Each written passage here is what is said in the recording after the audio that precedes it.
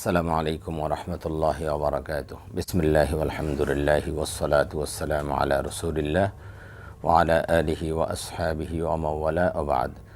ফাকাদ ক্বালা আল্লাহু তাআলা ফি আত-তানজিলিল আজিজ ওয়া ফুরকানিহিল কাদীম। আউযু বিল্লাহি মিনাশ শাইতানির রাজীম। বিসমিল্লাহির রহমানির রহিম। ওয়াসারি'উ ইলা মাগফিরাতিম মির রাব্বিকুম ওয়া জান্নাতিন 'আরদুহাস সামাওয়াতু ওয়াল আরদু উ'ইদ্দাত লিল মুত্তাকিন। সাদাকাল্লাহুল আযীম। সুপ্রিয় দর্শক শ্রোতা, কাছে দূরে বিশ্বজুড়ে যে যেখান থেকে বাংলা ভিশন দেখছেন, আপনাদের সকলকে আন্তরিক প্রীতি, শুভেচ্ছা ও স্বাগত জানিয়ে শুরু করছি ভাইয়া হোটেলস নিবেদিত রমাদান আমাদের জীবন, পাওয়ার্ড বাই এটিআই টাইলস অনুষ্ঠানটি। প্রিয় দর্শক, আপনারা অবগত আছেন যে প্রতিদিন আমরা ঠিক এই সময় আপনাদের সামনে উপস্থিত হই, রমজান রিলেটেড কোনো বিষয় নিয়ে আলোচনা করি এবং আপনাদের প্রশ্নের জবাব দিয়ে থাকি। আজ আমরা তেমন একটি গুরুত্বপূর্ণ বিষয় নিয়ে আলোচনা করব, আর তা হলো মাগফিরাতের দিনগুলো কেমন হবে। আমরা জানি রমজানের মাঝের এই দশক, এটা মাগফিরাত, আজকে 12তম দিবস। মাগফিরাত শুরু হয়েছে গতকাল থেকে। আল্লাহ রাব্বুল আলামিনের মাগফিরাত তো সবসময় থাকে, একেবারে সারা বছর থাকে, বিশেষ করে রমাদানেও এটা মানে ফল্গুধারার মতো আমাদের উপরে অবতীর্ণ হতে থাকে। বিশেষ করে রমাদানের এই মাঝের দশক, এটাকে বিশেষভাবে মাগফিরাতের জন্য নির্ধারিত করা হয়েছে। হাদিস শরীফের ভাষ্য যেটা বলা হয়েছে, আউয়ালুহু রাহমাতুন ওয়া আওসাতুহু মাগফিরাতুন ওয়া আখিরুহু ইতকুম মিনান নার। তো এই রমজানের এই মাঝের দশক, মাগফিরাতের এই দশকে আমরা কিভাবে মাগফিরাত পেতে পারি সেই বিষয় নিয়ে আমরা আলোচনা করব ইনশাআল্লাহ। এই বিষয়ের উপর আলোচনার জন্য দেশের বরেণ্য দুজন ইসলামী চিন্তাবিদ আমাদের স্টুডিওতে আমন্ত্রিত হয়ে উপস্থিত হয়েছেন। চলুন তাদের সাথে পরিচিত হই। আমাদের সাথে রয়েছেন বিশিষ্ট ইসলামী চিন্তাবিদ, শিক্ষাবিদ, গবেষক হযরত মাওলানা ডক্টর মোহাম্মদ আনোয়ার হোসেন মোল্লা, প্রিন্সিপাল উত্তর বাড্ডা কামিল মাদ্রাসা, ঢাকা।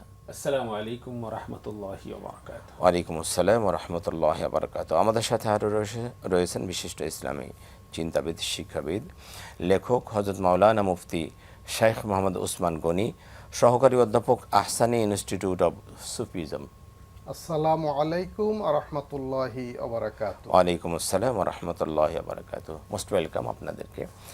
আমি প্রথমে আনোয়ার হোসেন মোল্লা আপনার কাছে যাব, যে মাগফিরাতের দিনগুলি আসলে কেমন হওয়া উচিত? ধন্যবাদ। আলহামদুলিল্লাহ ওয়াসসালাতু ওয়াসসালামু আলা রাসূলিল্লাহ ওয়া আলা আলিহি ওয়া সাহবিহি আজমাইন, আম্মা বাদ। মাহে রমাদানটাই আল্লাহ তাআলা দিয়েছেন টোটাল মাগফিরাতের জন্য। যে রমজান মাস পেয়েও যে গুনাহ মাফ করাতে পারলো না, তাকে হতভাগা বলা হয়েছে। তো এই জন্যে রমজান মাস পুরাটাই মাগফিরাতের জন্য। বিশেষ করে আমরা অনেকে বলে থাকি যে এই যে আজকে 10 তারিখ চলে যাচ্ছে, যে রহমতের টাইম চলে গেল, আবার মাগফিরাত আছে এই যে আজকে 20 তারিখ চলে গেল, তো মানে মাগফিরাত চলে গেল। ব্যাপারটা কিন্তু এরকম নয়। ব্যাপারটা এরকম নয়। ব্যাপারটা হলো সারা বছরই আল্লাহ তাআলা রহমত দেন, সারা বছরই আল্লাহ তাআলা মাগফিরাত দেন, এবং রমজানেরও প্রথম থেকেই তিনি রহমত দান শুরু করেন এবং প্রথম থেকেই মাগফিরাত শুরু করেন। এটা এই নয় যে রহমত দিয়ে শুরু করেছেন, এরপর রহমতের দরজা বন্ধ হয়ে গেছে, নতুন করে মাগফিরাতের দরজা শুরু হয়েছে। ব্যাপারটা কিন্তু এরকম নয়। ওইটা চলতেছেই, রহমতের চলতেছেই, অবারিত রহমত সবসময় থাকবে। এইটার সাথে একটা বাড়তি স্পেশাল প্যাকেজ হিসেবে আল্লাহ তাআলা এই মাগফিরাতের ঘোষণাটা দিয়েছেন। এটা একটা special facility, special package offer. তো এইটা অর্থাৎ 20 তারিখ শেষ হয়ে যাওয়ার অর্থ এই নয় কিন্তু এরপরে আর মাগফিরাত পাওয়া যাবে না। ব্যাপারটা এরকম নয়। তো এই জন্য আমরা পুরো রমজানটাকে আল্লাহ তাআলার কাছ থেকে আমরা যেন ক্ষমা পেতে পারি, সেই মানসিকতায় এবং সেই অনুভূতি নিয়ে নিজেকে আল্লাহ তাআলার সামনে সেইভাবে নিবেদন করব। হাদিসে তো এরকম বলা আছে, ওয়ালিল্লাহি ওয়াতাকাউ মিনান নার, যে প্রত্যেক রাতে আল্লাহ পাক অসংখ্য বান্দাকে দুনিয়া থেকে জাহান্নাম থেকে করে দেন, জাহান্নাম থেকে মুক্তি দিয়ে দেন। রাইট, প্রতি রাতেই সেটা হয়। এমনকি প্রতি রাতেই আল্লাহ তাআলা পৃথিবীর নিকটবর্তী আকাশে এসে ডাকতে থাকেন, ইয়া বাগিয়াল খায়রি আকবিল, তোমরা কারা কল্যাণের অভিযাত্রী যারা সামনে এগিয়ে যাও। তারপরে হালমিম মুস্তাগফিরিন আগফিরুল্লাহ, হালমিম মুস্তারজিকিন আরজুকুল্লাহ, এই জাতীয় কথাগুলো, যে তোমাদের মধ্যে গুনাহ মাফ কেউ চায় কিনা, আমি তোমাদেরকে গুনাহ মাফ করে দেবো। তোমাদের রিজিক কেউ চায় কিনা, আমি তোমাদেরকে রিজিকের বন্দোবস্ত করে দেবো। কাজা ও কাজা ও কাজা, এভাবে একের পর এক বলতে থাকে। এটা প্রতি সময়ই হয়। তারপরেও রাসূলুল্লাহ সাল্লাল্লাহু আলাইহি ওয়াসাল্লাম এই মাঝের অংশটাকে স্পেশালি মাগফিরাতের একটা বিশেষ প্যাকেজ হিসেবে ঘোষণা করেছেন। তো সেটা আমরা আরেকটু স্পেশাল গুরুত্ব দিয়ে আমরা এটা করব। এর অর্থ হলো যে আমরা রমজানের যে ইয়েগুলো রয়েছে, কার্যক্রমগুলো রয়েছে, সেই কার্যক্রমগুলো আমরা প্রপারলি করব, যেই কাজগুলো করলে আল্লাহ মাফ করে দেবেন। যেমন রমজানের যদি রোজা, দুইটা কোয়ালিটি মেনটেন করে যদি রোজা রাখা যায়, মান সামা রমাদানা ঈমানান ওয়া ইহতিসাবান গুফিরা লাহু মা তাকাদ্দামা মিন যামবি। রমজানের রোজা যদি সে পূর্ণ ইমানদারিতার সাথে, ওই ট্র্যাডিশনালি বাবাই রাখছে আমিও রাখি, আমার বংশে সারা জীবন রোজা রাখছে আমিও রাখি, রোজা না রাখলে মানুষ কি বলবে, বয়স হয়ে গেছে, এরকম নানা অজুহাতে বা নানা কারণে রোজা রাখার একটা প্রচলন থাকতে পারে, সেটা একটা আসলে সত্যিকার অর্থে ইমানদার হিসেবে আল্লাহ তাআলা আমাকে ইমানদার করেছেন, রোজা রাখার তৌফিক দান করেছেন, তিনি আমাকে রোজা রাখার জন্য নির্দেশ প্রদান করেছেন, তার নির্দেশ পালনার্থে আমি এই সিয়ামটা পালন করতেছি। আর শুধু এইটাই না যে শুধুমাত্র সুবে সাদেক থেকে নিয়ে সূর্যাস্ত পর্যন্ত শুধু সাহারি খাইলাম আর ইফতার করলাম, এইটার নামে রোজা না, এটার নাম রোজা না। এই রোজা না। আমরা আসবো ইনশাআল্লাহ আপনার কাছে। আমি একটা ফোন নিয়ে নিব। দর্শক আসসালামু আলাইকুম। হ্যালো, আসসালামু আলাইকুম। ওয়ালাইকুম আসসালাম। কে বলছেন, কোত্থেকে বলছেন? নাফিম বলছিলাম, ঢাকা থেকে। জি নাসিম ভাই, আপনার প্রশ্ন। দুইটি প্রশ্ন। সেটা হচ্ছে যে ছোট ভাই মারা গেলে বড় ভাই ছোট ভাইয়ের স্ত্রীর সাথে দেখা করতে পারবে কিনা, এবং এখানে কি পর্দার বিধান আছে, অথবা ভাসুর দেবরের সাথে যেতে পারবে কিনা, দেখা করতে পারবে কিনা, এখানেও কি পর্দার বিধান আছে না, এই বিষয়ে আত্মীয়তার হক কি? জি জি, প্রশ্ন বুঝেছি আমরা। জি, আপনি আপনার প্রশ্নের জবাব আমরা দিব ইনশাআল্লাহুল আজিজ। আমি একটু ওসমান গনি আপনার কাছে আসতে চাচ্ছি। আমরা প্রশ্ন দিয়েই শুরু করি। আপনি শুনছেন আমাদের নাসিম ভাই ঢাকা থেকে, উনি আমাদের নিয়মিত একজন দর্শক। আসলে উনি জানতে চাইছেন যে ছোট ভাই মারা গেলে বড় ভাই আর তার স্ত্রীর সাথে দেখা দিতে পারবে কিনা, বা ভাসুর হিসেবে তার। ধন্যবাদ। রমজান মাস তাকওয়ার মাস। এই তাকওয়ার শিক্ষা জীবনব্যাপী, রমজানের পরে সব সময়। তাকওয়া কি? তাকওয়া হলো নিষিদ্ধ বিষয়গুলো থেকে বিরত থাকা এবং আল্লাহর হুকুমগুলো মেনে চলা। এটাই হলো তাকওয়ার মূল আবেদন। তো বিশেষ করে নিষিদ্ধ বিষয় থেকে বিরত থাকা অগ্রাধিকার, এটি প্রথম করতে হবে। হাদিস শরীফে আছে আলহামু আখুল মাউত। এই স্বামীর বড় ভাই বা ছোট ভাই, একে আরবিতে হাম বলা হয়। আমরা বাংলায় দুটো শব্দ ভাসুর এবং দেবর বলে থাকি। তাদের সাথে স্বামী মারা যাওয়ার আগে পরে কোনো সময় দেখা দেওয়া জায়েজ নাই, মানে বেপরদাভাবে। হ্যাঁ, শালীনতার সাথে প্রয়োজনে যতটুকু প্রয়োজন দরকার সেটা করবে, কিন্তু আমরা দেখা দেওয়া বলতে যেটা বুঝি অবাধে নিজেদের মাহারামের মতো চলাফেরা। যেহেতু তিনি মাহারাম না, তিনি বিয়ের আগেও মাহারাম না, স্বামী থাকতেও মাহারাম না, স্বামী মৃত্যুর পরেও মাহারাম না, কোনো অবস্থায় মাহারাম না। যেহেতু মাহারাম না, তার সাথে অবশ্যই পর্দা মেনটেন করতে হবে, এবং এটা হলো তাকওয়ার দাবি এবং এটা শরীয়তের বিধান। এবং পর্দা অনুযায়ী তার সাথে চলাফেরা করতে হবে। প্রয়োজনীয় কথাবার্তা অবশ্যই বলতে হবে, প্রয়োজন যেটা সেটা অবশ্যই বলতে হবে, কিন্তু তার সাথে পর্দা মেনটেন করেই চলতে হবে। এটাই হলো, মানে তিনি মাহারাম না এটি মনে করে, বোনের মতো, মেয়ের মতো, মায়ের মতো, এরকম এইসব কথাবার্তা বলার কোনো যুক্তি নাই। যে বোনের মতো, আমার ছোট বোনের মতো, এটা শরীয়তে এর কোনো ভিত্তি নাই। যে ছোট ভাইয়ের বউ তো আমার ছোট বোনের মতো, এটা একদম আদৌ একটা খুব মিথ্যা কথা, একটা বাজে কথা। এর বিপরীতে বলা হয় ভাসুর তো শ্বশুরের মতো। না, এটাও একটা বাজে কথা। হ্যাঁ, শ্বশুর তো মাহারাম, ভাসুর কিন্তু মাহারাম নয়। এগুলো শরীয়তের কোনো ভিত্তি নাই, এই ধরনের কথা আমরা না বলি। যে আপনি আজকের আমাদের বিষয়ের উপরে কি বলবেন, যে মাগফিরাতের দিনগুলো আসলে কেমন হওয়া উচিত আমাদের জন্য? রমজান মাস রহমত, মাগফিরাত, নাজাতের মাস।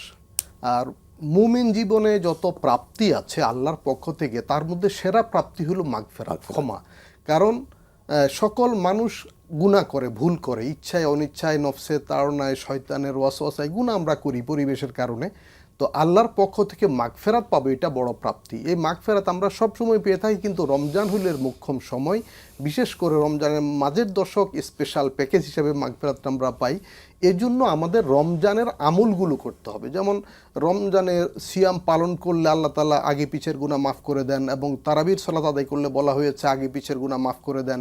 সবে কদরে আমল করলে বলা হয়েছে আগে পিছের গুনাহ আল্লাহ মাফ করে দেন।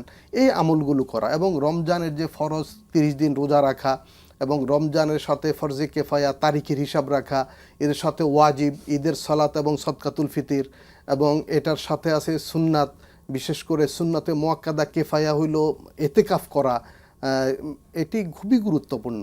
আম্মাজান আয়েশা সিদ্দিকা রাদিয়াল্লাহু তাআলা আনহা, উম্মে সালামা রাদিয়াল্লাহু তাআলা আনহা বর্ণনা করেছেন 3টি আমল নবীজি জীবনে একবারও ছাড়েন নাই। আল্লাহু আকবার।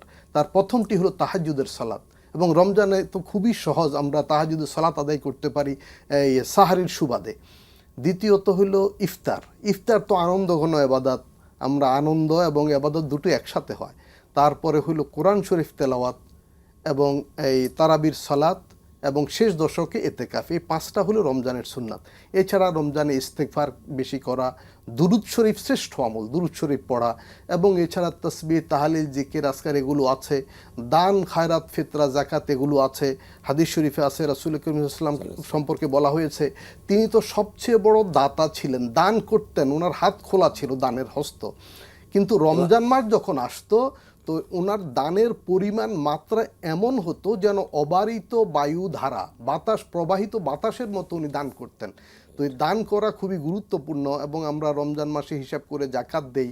এতে দুটো সুবিধা, একটি হলো আমাদের আরবি চাঁদের হিসাবটা, বর্ষটা কিন্তু এই সঠিক থাকে।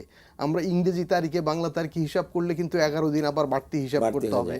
তো এই জন্য জাকাত তো আসলে অবশ্যই চন্দ্রমাস হিসাব করে দিতে হবে, এবং রমজানের যে কোনো নির্দিষ্ট এক তারিখে দিলে প্রতি বছর একই তারিখে হিসাবটা করতে হবে। হ্যাঁ, এটা একটা গুরুত্বপূর্ণ বিষয় যে আমরা জাকাত যখন দিব প্রতি বছর একই দিন নির্ধারণ করতে হবে, একই তারিখ নির্ধারণ করতে হবে। কারণ হলো একদিন আগ পিছের সম্পদের অনেক তারতম্য হতে পারে। অনেকের প্রতিদিন কোটি টাকা ইনকাম, প্রতিদিন লক্ষ টাকা ইনকাম। তো আপনি যদি এটা আগে পিছ করেন তাহলে কিন্তু দেখা যাবে যে জাকাত কম বেশি হয়ে যাচ্ছে।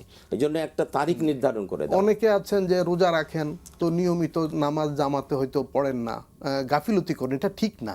আমি রোজা রাখছি বলতে গেলে এক ওয়াক্ত নামাজ একটা রোজার সমান। এই উদাহরণটা এই জন্য বলছি যে আমরা এই রোজার জন্য যদি ফিদিয়া দিতে হয় তাহলে আমরা ফিদিয়া হলো এক ফিতরার সমান। আর যদি আমি নামাজের জন্য কাফফারা দিতে হয় তাহলে একদিনের জন্য 6 ওয়াক্ত ভিতির সহ, মানে 6 রোজার 6 ফিদিয়ার কাফফারা বা 6 সদকাতুল ফিতরের সমান। তাহলে এক ওয়াক্ত নামাজ তো এক রোজার সমান।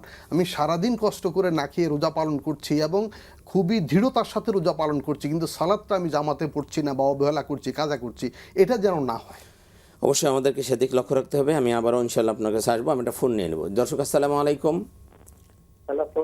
আসসালাম, কে বলছেন, কোত্থেকে বলছেন? আমি ঢাকা থেকে ইরান বলতেছিলাম। জি ভাই, আপনার প্রশ্ন। আমার প্রশ্নটা হলো, রমজান মাসে যদি কেউ মারা যায় তার জন্য কি কোনো ফজিলত আছে কবরে? আরেকটা প্রশ্ন ছিল যে আমরা অন্য টাইমে যদি রমজান মাসে আমরা রোজা থাকলে যে কষ্টটা লাগে না, কিন্তু অন্য টাইমে যদি না খেয়ে থাকলে তখন অনেক কষ্ট লাগে। এটা কি আল্লাহর কোনো একটা রহমত নিশ্চয় মনে হয়? জি অবশ্যই, আপনি আমাদের সাথে থাকুন, ইনশাআল্লাহ জবাব দেব। আমি আনোয়ার হোসেন মোল্লা আপনার কাছে আসছি। দুটো প্রশ্ন আছে, প্রশ্ন দিয়ে আমরা শুরু করি। রমাদানে যদি কেউ মারা যায় তাহলে কোনো স্পেশাল ছাড় আছে কিনা তার জন্য? জি, রমাদানের জন্য কোনো ছাড় হবে না, কিন্তু রমাদানে সে রোজা রাখা অবস্থায় যে 10 দিন রোজা রেখেছে, রোজা রাখা অবস্থায় তিনি মারা গেছেন, এটা তো একটা বাড়তি মানে হিসেবে, কোয়ালিটি হিসেবে গণ্য হবে। কিন্তু রমজান মাসে কেউ মৃত্যুবরণ করেছে, অন্য আমল তার যাই থাকুক না কেন, রমজান মাসের ফজিলতে তার গুনাহ সব মাফ হয়ে যাবে। হাদিস দ্বারা বা কোরআন দ্বারা আমরা এরকম কোনো নিশ্চয়তা পাই না। হ্যাঁ, রমাদানের সবগুলো আমল যদি সে যথাযথভাবে করে, আল্লাহ রাসূল বিভিন্ন হাদিসে যেটা বলেছেন যে রমাদানের এই কাজগুলো, যেমন রোজা রাখলে আল্লাহ গুনাহ মাফ করে দেবেন, কিয়ামুল লাইলের মাধ্যমে গুনাহ মাফ করে দেবেন, তারপরে রমজান মাসে গুনাহ মাফের একটা বিশেষ সুযোগ দিয়েছেন, ওই কাজগুলোর সাথে যদি থাকে তাহলে তার গুনাহ মাফ হয়ে যাবে এবং সেই সুবাদে তিনি অবশ্যই জান্নাতে যাবেন বলে আমরা আশা করি। কিছু কিছু হিসেব পাওয়া যায় যে রমাদানে কবর আযাব মাফ থাকে এই ধরনের। ওটা জেনারেল, এটা রমজানে আলাদাভাবে মারা যাওয়ার না, ওটা যে কোনো বাচ্চাই মারা গেছে, কিন্তু রমজানে তার ওলি ওয়ারিস যারা আছে তাদের দোয়ার কারণে আল্লাহ তাআলা রমজান মাসে কবরের আযাব হালকা করেন, এরকম একটা রিওয়ায়াত আছে।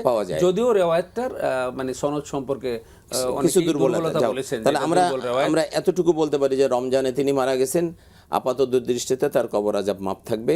রমজানের পরে যদি সে পাপী হয় হয়তো মানে তার কবর আযাব হতে পারে, কিন্তু আপাতত এটা সকল মুরতাদের জন্য, সকল মুরতাদের জন্য একই কথা। আচ্ছা, ওনার আরেকটা প্রশ্ন যে রমাদানে আমরা যে রোজা রাখি এতে কষ্টটা টের পাওয়া যায় না, কিন্তু রমাদান ছাড়া আমরা যদি না খেয়ে থাকি বা এ করে, তখন দেখা যায় অনেক কষ্ট হয়। এটা আসলে এটার কারণ উনি যেটা বলেছেন কারণটা এটাই আল্লাহর রহমত। আল্লাহ রোজাদারদের উপরে বিশেষ রহমত নাজিল করেন। আর না হলে দেখা যায় যে আমরা এখন সেহরি খাই, আমরা কিন্তু নর্মালি 5টার আগে, জি, 4:45টার দিকে সেহরি খাওয়া প্রায় শেষ করি। আর অন্য সময় সকালে ব্রেকফাস্ট করি আমরা 8টার দিকে, 8টা-9টার দিকে ব্রেকফাস্ট করি। তো এখন রমজানে সেহরি খেলাম 4টে 4:30টার দিকে, 4:45টার দিকে খাওয়ার পরেও দেখা যায় যে সন্ধ্যা পর্যন্ত আমি কাটিয়ে দিচ্ছি, আমার কিন্তু অত মাথা গরম হচ্ছে না এবং ক্ষুধা তৃষ্ণা লাগতেছে মানে না। অত বুঝতেছি না, ক্ষুধা তৃষ্ণার চাপটা অত বুঝতেছি না, একটু লাগলেও হালকা লাগতেছে। কিন্তু রমজান ছাড়া যখন আমি অফিস করতেছি, আমি 8টায় বা 9টায় ব্রেকফাস্ট করে তারপর অফিস আসি, যদি নর্মালি যে 2টায় লাঞ্চ করে, তো 2টা-2:30 বেজে গেছে, 3টা বাজতে বাজতে চোখে মুখে আর দেখা যায় না কিছু, ক্ষুধায় অস্থির হয়ে যাচ্ছে, মেজাজ গরম হয়ে যাচ্ছে, তিরিক্ষি হয়ে যাচ্ছে। এই যে ব্যাপারটা, ওইটা কিন্তু রোজার বরকত, রোজার ফজিলত। আবার ঠিক অন্য মাসেও যদি আপনি রোজার নিয়তে সেহরি খেয়ে শুরু করেন, তাহলে কিন্তু দুপুরবেলায় দেখবেন যে না ওইরকম ক্ষুধা লাগছে না। এটা আল্লাহ তাআলার পক্ষ থেকে রোজাদারদের জন্য একটা বিশেষ মেহেরবানি। আমি আরেকটা ফোন নিব। দর্শক আসসালামু আলাইকুম। আসসালামু আলাইকুম। আসসালাম, জি, কে বলছেন, কোথা থেকে বলছেন? জি, আমি আরিফ বলছিলাম বগুড়া থেকে। জি আরিফ, আপনার প্রশ্ন। যে আমার প্রশ্নটা হচ্ছে, আমরা যাকাত দেওয়ার ক্ষেত্রে এখন যদি আমি আমার নিজের কোনো আত্মীয়কে যাকাত দিতে চাই, তাহলে সেই ক্ষেত্রে কি হ্যালো, জি আমরা শুনি জি সম্ভবত না জাকাত দেওয়ার ক্ষেত্রে আসলে আমি বুঝতে পারি নাই, তবে উনি বোধহয় বুঝাতে চেয়েছেন যদি নিকট আত্মীয়কে জাকাত দেয়, সেই ক্ষেত্রে এটা জাকাতের টাকা বলে না দিলে অসুবিধা হবে কিনা, বলে দিতে হবে কিনা, বা দেওয়া যাবে কিনা। এখানে দুই তিনটা বিষয় থাকে যে আত্মীয়কে দিতে গেলে বলে দেবে কিনা, আত্মীয় কোন ধরনের হতে হবে। আত্মীয়দের মধ্যে আমরা বলতে পারি যে এতটুকু যে আত্মীয় কাকে দেওয়া যাবে, যাদের মাধ্যমে আমরা দুনিয়াতে আসছি, মা বাবা দাদা দাদি নানা নানি, এদেরকে দেওয়া যাবে না। আর যারা আমাদের মাধ্যমে দুনিয়া আসছে তাদেরকেও দেওয়া যাবে না। ছেলে মেয়ে, তার ছেলে মেয়ে, তার ছেলে মেয়ে, এদেরকে দেওয়া যাবে না। অর্থাৎ আসল এবং ফরা, এদেরকে দেওয়া যাবে না। এই ক্ষেত্রে শরিয়ার যেটা এবং স্ট্যান্ডার্ড, স্ত্রীকে দেওয়া যাবে না। শরিয়ার যেটা স্ট্যান্ডার্ড সেটা হলো যাদের ভরণ পোষণের খরচের দায়িত্ব আমার উপর, তাকে জাকাত দেওয়া যাবে না। যেমন মানে সন্তানের কর্তব্য হলো বাবার ভরণ পোষণ দেওয়া, এবং দাদা দাদিও যদি থাকে তাদের দেওয়া, তাদেরকে দেওয়া যাবে না। আর নাবালেগ সন্তানের ভরণ পোষণের দায়িত্ব আমার। তবে যদি ছেলে বড় হয়ে যায়, তার আলাদা সংসার হয়, এবং বাবা সচ্ছল সম্পদশালী কিন্তু ছেলে দরিদ্র, সেই ক্ষেত্রে উত্তম হলো বাবা তার সাধারণ সম্পদ থেকে ছেলেকে সহযোগিতা করে। যদি ওরকম দেওয়ার মতো না থাকে, তাহলে ওই ছেলেকে, সাবালেক ছেলে যার সংসার আছে, তাকে জাকাতের টাকা থেকেও দেওয়া যাবে। ওই উনি যেটা জানতে চেয়েছিলেন মূলত, আমি একটু সময় দিলে বলি। না, আমরা একটু বিরতিতে যাব, বিরতির পরে ইনশাআল্লাহ প্রিয় দর্শক, আমরা গুরুত্বপূর্ণ আলোচনা শুনছিলাম। একটু পরেই ফিরবো ভাইয়া হোটেলস নিবেদিত রমাদান আমাদের জীবন, পাওয়ার্ড বাই 88 অনুষ্ঠানে। বাংলা ভিশনের সাথেই থাকুন।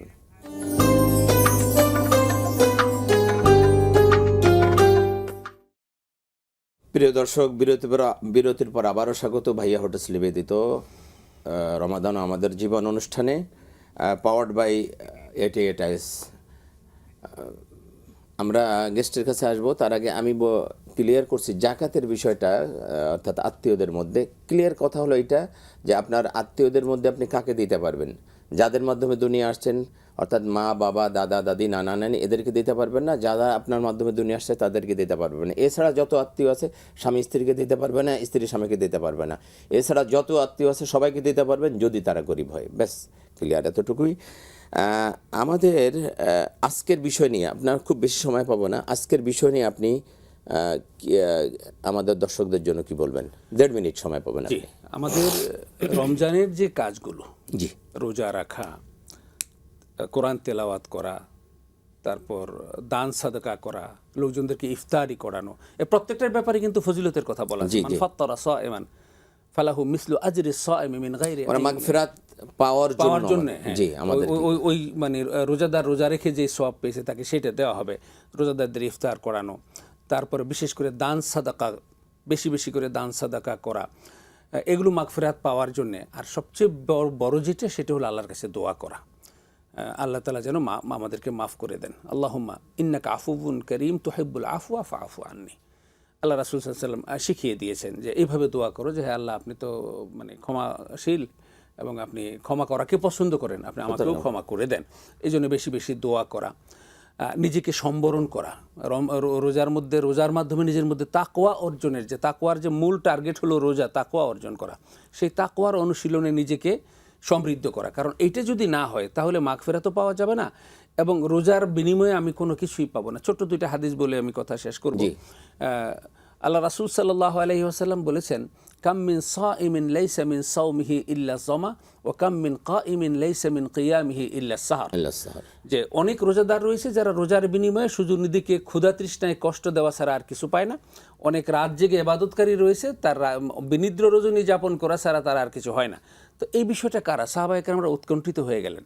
তো আল্লাহ রাসূল সাল্লাল্লাহু আলাইহি ওয়াসাল্লাম অন্য আরেকটা হাদিসে এই বিষয়টা ক্লিয়ার করেছেন যে মান লাম ইয়াদা কাওলা যুরি ওয়াল আমালা বিহি ফালাইসা লিল্লাহি হাজা ফি আন ইয়াদা তাআমাহু ওয়া শারাবা। যে ব্যক্তি নিজের জীবন থেকে দুটো জিনিস ত্যাগ করতে পারলো না, গর্হিত কথা এবং গর্হিত কাজ ত্যাগ করতে পারলো না। কথা এবং কাজের সমন্বয়ই হলো আমাদের জীবন।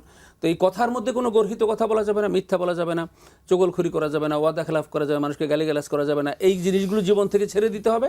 আর গর্হিত কাজ নিজের জীবন থেকে ছেড়ে দিতে হবে। এই দুইটা যদি ছেড়ে না দেওয়া যায়, আল্লাহ রাসূল সাল্লাল্লাহু আলাইহি ওয়াসাল্লাম বলছে তার রোজার মানে যে রোজার নামে খানা পিনা বর্জনে আল্লাহর কোনো প্রয়োজন নেই। ধন্যবাদ আপনাকে। আমরা শেষ মুহূর্তে চলে এসেছি। আপনি 1 মিনিটের মধ্যে আমাদের আজকের বিষয়ের উপরে কি বলবেন দর্শকদের জন্য? মাগফিরাত বা ক্ষমা এটি পাওয়ার জন্য আমাদের দুটি আমল খুবই গুরুত্বপূর্ণ। প্রথমত, আল্লাহ গফুরুর রহিম, তিনি আমাকে ক্ষমা করবেন। আমি নিজে ক্ষমাশীল হব, আমার সাথে সম্পৃক্ত যারা আছে সকলকে আমি ক্ষমা করে দিব, মন থেকেই ক্ষমা করে দেব। হাদিস শরীফে আছে ইরহাম মান ফিল আরদি ইয়ারহামুকা মান ফিস সামা, যে আসমানে যিনি আছেন তিনি তোমাকে দয়া করবেন, তুমি জমিনে যারা আছে সৃষ্টি মাখলুকা তাদের উপর দয়া করো। এই দয়ার একটা অংশ হলো ক্ষমা। হ্যাঁ, কারোর সাথে আমার লেনদেন আছে তাকেও আমি ক্ষমা করে দিব, তবে পাওনা যদি পাই সেটি আমি সামাজিকভাবে, পারিবারিকভাবে, আইনগতভাবে উদ্ধার করার চেষ্টা করব, কিন্তু আমি মন থেকে ক্ষমা করে দেব। আর দ্বিতীয়ত, আমি সকল গুনাহ পরিত্যাগ করব। আমি ক্ষমা পাওয়ার জন্য যে শর্তগুলো, তার প্রথমটি হইল লজ্জিত হওয়া, বিনয় হওয়া এবং সেটি আর না করার জন্য, ওই গুনাহ না করার জন্য দৃঢ় প্রত্যয় গ্রহণ করা, দৃঢ় মনোবল থাকা যে আমি আর এই গুনাহ যেন না করি, আল্লাহর সাহায্য চাওয়া এবং আল্লাহর কাছে বারবার তওবা করতে থাকা। জি, ধন্যবাদ আপনাদের উভয়কে অনেক চমৎকারভাবে কথা বলার জন্য। প্রিয় দর্শক, আমরা অনুষ্ঠানের একেবারে শেষ প্রান্তে চলে এসেছি। আসলে আল্লাহ রাব্বুল আলামিনের কাছ থেকে এই রমজানের সবচেয়ে যে জিনিসটা আমরা প্রত্যাশা করি সেটা হলো ক্ষমা। আপনি যদি ক্ষমা পেয়ে যান তো জান্নাত তো পেয়ে যাবেন। আল্লাহ পাক কোরআনুল কারীমে সেভাবে বলছেন, ওয়াসারিউ ইলা মাগফিরাতিম মির রাব্বিকুম, তোমরা তোমার রবের ক্ষমার দিকে দ্রুত অগ্রসর হও। এরপরে বলছেন জান্নাতেন আরদুহাস সামাওয়াতু ওয়াল আরদু, আর সেই জান্নাতের দিকে অগ্রসর হও যার প্রশস্ততা আসমান জমিন ব্যাপী। সমস্ত মুফাসসিরিনের কেরাম বলেছেন যে আগে আল্লাহ ক্ষমার কথা কেন বললেন? তার মানে আল্লাহ যদি ক্ষমা করে দেন জান্নাত অটোমেটিকলি তুমি পেয়ে যাবে, এই জন্য ক্ষমা। আর লাইলাতুল কদর হলো 1000 মাসের থেকে উত্তম। সেই লাইলাতুল কদরে আল্লাহর হাবিবের সবচেয়ে প্রিয়তম স্ত্রী আয়েশা রাদিয়াল্লাহু আনহা, ইয়া রাসূলুল্লাহ, আমি যদি লাইলাতুল কদর পেয়ে যাই তাহলে আমি কি বলবো? দেখেন আল্লাহর হাবিব তার সবচেয়ে মানে কি শিক্ষা দিলেন, বলে তুমি যদি লাইলাতুল কদর পেয়ে যাও তাহলে তুমি এই দোয়া করো, আল্লাহুম্মা ইন্নাকা আফুন তুহিব্বুল আফওয়া ফাআফু আন্নি, হে আল্লাহ আপনি ক্ষমাশীল, ক্ষমাকে পছন্দ করেন, আপনি আমাকে ক্ষমা করে দিন। 1000 মাসের থেকে উত্তম যে রাত, সেই রাতে আল্লাহর হাবিব তার স্ত্রীকে শিক্ষা দিলেন তুমি আল্লাহর কাছ থেকে ক্ষমা চেয়ে নাও। তার মানে হলো ক্ষমা পাওয়াটা সবচেয়ে উত্তম কাজ। সুতরাং আসুন আমরা ক্ষমা চেয়ে নেই আল্লাহর কাছ থেকে। প্রতি রাতে আমরা প্রত্যেক সময় আমরা আল্লাহর কাছ থেকে ক্ষমা চেয়ে নেই, আল্লাহ যেন আমাদেরকে ক্ষমা করে দেন।